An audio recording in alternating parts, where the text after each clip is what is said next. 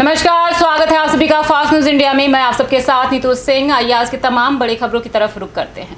अस्पताल में x ray machine का मंत्री ने किया उद्घाटन। जी हां, खबर उत्तराखंड के जिला उधम सिंह नगर के गदरपुर से है। आज गदरपुर सामुदायिक स्वास्थ्य केंद्र में कैबिनेट मंत्री अरविंद पांडे के द्वारा एक्सरे मशीन 300 mm का उद्घाटन किया।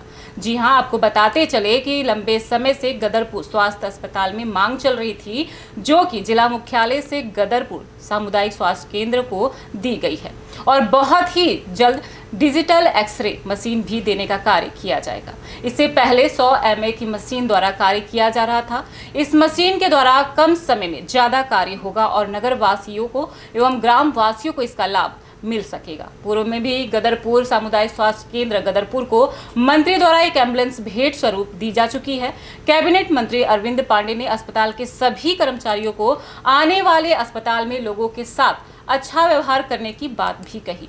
यदि किसी कर्मचारी या अधिकारी के द्वारा कोई दुर्व्यवहार करने की बात संज्ञान में आती है तो उसके खिलाफ कार्रवाई अमल में लाई जाएगी। कैबिनेट मंत्री ने कुछ देर डॉक्टर अंजलि के रूम पर स्वास्थ्य अस्पताल के अधिकारियों के साथ किसी अहम विषय पर चर्चा भी की। देखिए गदरपुर से शाहनूर अली की रिपोर्ट। इस हॉस्पिटल में जो अवस्थापना की दृष्टि से बहुत अच्छा बना हुआ है, लेकिन एक्सरे की ये आज वक्त की मांग है। कभी किसी व्यक्ति को, किसी मरीज को एक्सरे की आवश्यकता पड़ जाए तो उसको जिला अस्पताल में या प्राइवेट संस्थानों में कहीं जाना पड़ता था। इस सुविधा यह लोगों की बहुत दिनों से मांग थी और हमारी सरकार ने इसको पूरा किया है। तो उस एक्सरे मशीन का जो उद्घाटन अवसर पर मैं यहाँ आया और स्टाफ ने बताया कि अभी ये मैनुअल है और इसको डिजिटल की इसकी आवश्यकता पड़ेगी, तो निश्चित इसके लिए प्रयास किया जाएगा कि आने वाले टाइम में नई नई टेक्नोलॉजी आती आ गई है और प्रत्येक लेटेस्ट टेक्नोलॉजी का इस्तेमाल की हुई मशीनें इसकी आवश्यकता पड़ती है। तो आने वाले टाइम में कोशिश किया जाएगा कि और भी जो सुविधाएं यहाँ जनहित में चाहिए उसका यहाँ देने का प्रयास किया जाएगा। सर, सरकार चाहे विभाग कोई सा भी हो, चाहे चिकित्सक हो, चाहे शिक्षक हो, चाहे प्रशासनिक अधिकारी हो, जनता के प्रति अच्छा व्यवहार ये सबकी जिम्मेवारी है। ऐसी कोई जानकारी मुझे नहीं मिली है, लेकिन फिर भी आपने कहा है तो निश्चित का संज्ञान लिया जाएगा और किसी को भी, किसी व्यक्ति का भी अपमान करने का अधिकार नहीं है। कोई ऐसी शिकायत होगी तो निश्चित उसका सकारात्मक समाधान निकाला जाएगा। युवक की गला रेतकर हत्या जांच में जुटी जांच में जुटी पुलिस। जी हां, जनपद प्रतापगढ़ में बेखौफ बदमाशों ने युवक के धारदार हथियार से गला रेतकर हत्या कर दी। हत्या की खबर सुनकर इलाके में हड़कंप मच गया। बता दें, पूरा मामला लालगंज कोतवाली क्षेत्र के बरिस्ता गांव का है। वहां के निवासी शकील बीती रात खेत की रखवाली करने गए हुए थे। सुबह ग्रामीणों ने खेत में शव देखा तो इलाके में सनसनी फैल गई। ग्रामीणों ने इसकी सूचना पुलिस को दी। मौके पर पहुंची पुलिस ने शव को कब्जे में लेने का प्रयास किया, लेकिन ग्रामीणों ने हंगामा करना शुरू कर दिया। लोगों के आक्रोश को देखते हुए मौके पर कई थानों के फोर्स मौजूद रहे। देखिए प्रतापगढ़ से विशाल रावत की रिपोर्ट।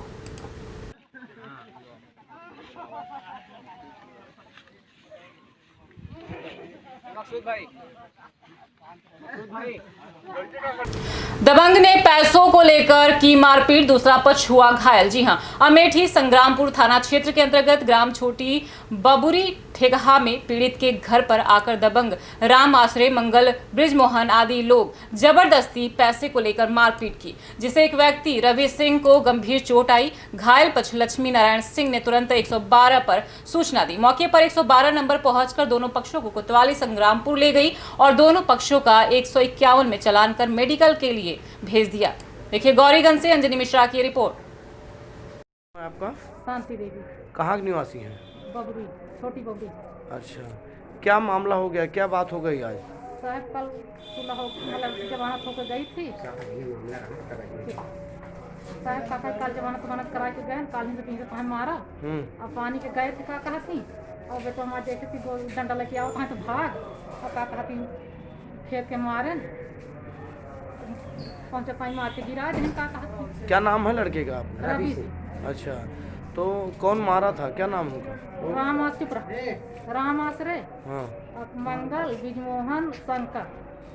तो मामला क्या है, क्यों विवाद हो रहा है? मामला साहब ये रहने पैसा के लेन देन, हाँ, पैसा के लेन देन रहने का कहती सूरत में रहते हैं। 4 साल पहले जनी साल नोटबंदी है तो सेठ है ना 15,000 दे तो न होते तो का कहती है यहाँ पर लेन ये कहती का कहती मंगल कहेंगे तो कहती हमारा बेटा काल का कसम खाए कि हमका नहीं देना, सानी साहब के सामने कसम भाई। कितने पैसे की बात है? शायद 12 कि 11 हजार। 10 ठीक। 3000 मान लो। क्या नाम है आपका? हमारा नाम लक्ष्मी नारायण सिंह है। कहाँ के निवासी हैं? बबरी के। ग्राम सभा कौन सी है? सग्राम का कहते हैं ठेंगहार। ठेंगहार। क्या मामला हो गया आज? पैसे का था। अच्छा। 10,000 का बात थी, ये सेठ से लिया था पैसे। हाँ। तो सेठ बोलता है कि हमने दे दिया दोनों आदमी को पैसे, ये रिटर्न कर दिया। फिर सेठ से पैसे ले लिया, इनका निकलता था। तो ये क्या कहते हैं, उसी पैसे के लिए कह रहे हैं कि हमको दो। कहने हमको पैसा दिया नहीं तो हम कहाँ दें। कौन मारा? मंगल और गरखंडी। अच्छा। राम आशीष सिंह। किसको लगी है चोट? रवि सिंह को। रवि सिंह को। कहाँ चोट लगी है? हाथ टूट गया है साहब, कमर पे मार दिया है। अच्छा। रवि सिंह कौन है आपके? हमारे लड़का है। ठीक। बस।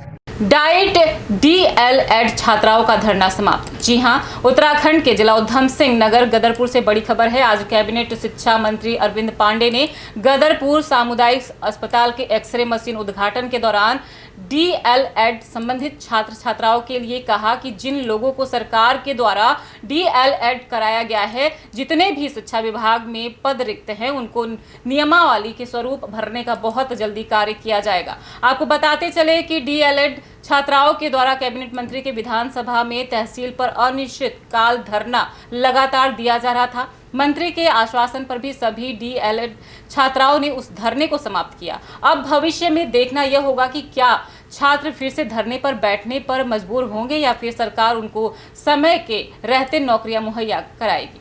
देखिए गदरपुर से शाहनूर अली की रिपोर्ट।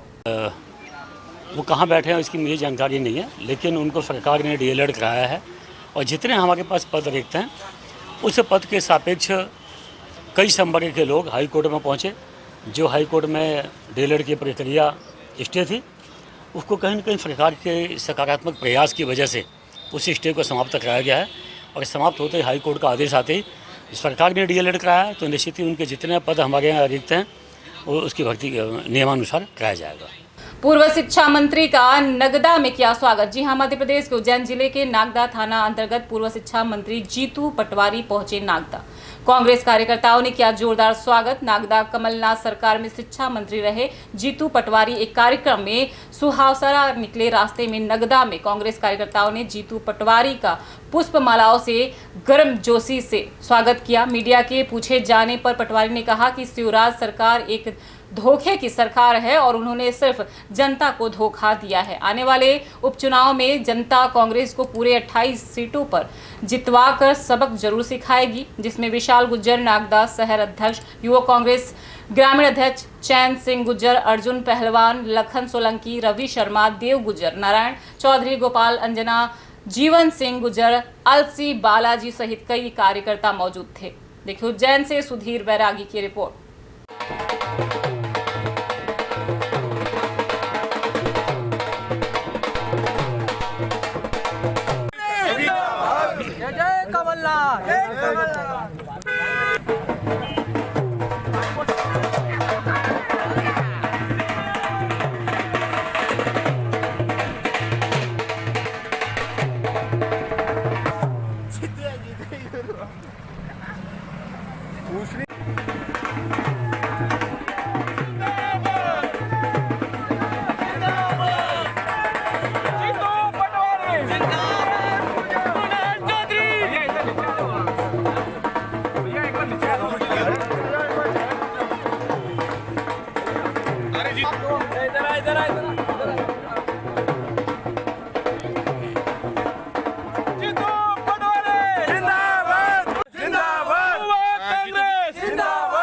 आने वाले समय में कोई उपचुनाव है, कांग्रेस पार्टी कितने मतों से विजय बनाएगी?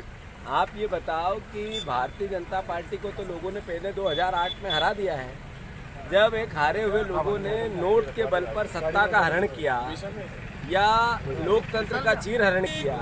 ऐसी परिस्थिति में जिस प्रकार से जनता समझदार है, 28 की 28 सीट कांग्रेस जीतेगी। 28 की 28 सीट कांग्रेस मंगलवार के दिन 3 तारीख को जनता इनसे बदला लेगी। 10 तारीख को मंगलवार के दिन बजरंगबली का आशीर्वाद कमलनाथ जी को मिलेगा और उसके बाद जैसे ही फिर से कमलनाथ जी मुख्यमंत्री और दिलीप गुजर मंत्री बनेंगे,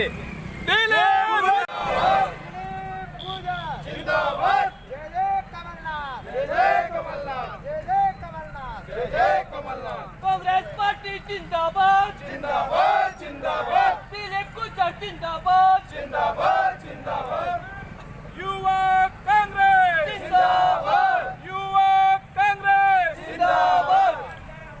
जैसा कि आज आपकी जीतू पटवारी जी का आगमन हुआ, उन्होंने बताया कि पूरी 28 सीटें जो है कांग्रेस जीतेगी। आप लोगों को क्या लगता है कि निश्चित ही पूर्व मंत्री जी श्री जीतू पटवारी जी ने बोला है तो निश्चित ही जीतेंगे, क्योंकि आज किसानों के साथ क्या हो रहा है, कितना छला हुआ हो रहा है, मंडियां बंद पड़ी है, समय पे फसल नहीं बेच पा रहे हैं, ऐसी बहुत सारी परिस्थिति है। तो निश्चित ही हम 28 की 28 सीटें कमलनाथ जी के नेतृत्व में जीतेंगे और हमारे क्षेत्र के लाडले विधायक श्री दिलीप सिंह जी गुजर मंत्री बनेंगे।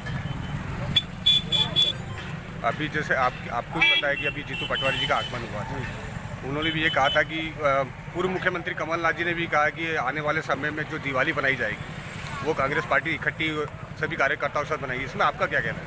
100% कांग्रेस 28 सीटें जीत रही है, क्योंकि सारे किसान भाई लोग हमारे और मजदूर वर्ग पूरा कांग्रेस के साथ में है और 100% जीत के आएंगे और हमारे क्षेत्र के विधायक दिलीप सिंह जी को जब 100% मंत्री बनाएंगे।